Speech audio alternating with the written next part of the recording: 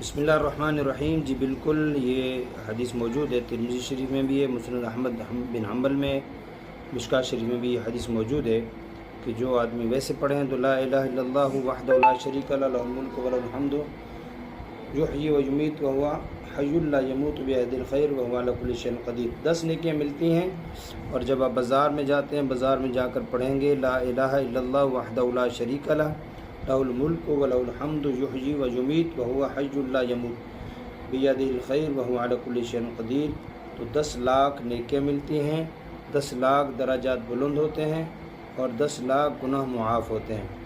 یہ ترمذی، مسند احمد بن حنبل، مشکوٰۃ شریف میں حدیث موجود ہے. اور عام طور پہ جو وہ اس کی وجہ بتائی گئی ہے، ایک تو ویسے پڑھنا مسجد میں، وہاں ماحول ہے، بازار میں چونکہ غفلت کا ماحول ہے، اس لیے ایسی جگہ پہ پڑھنا زیادہ اجر کا باعث ہے.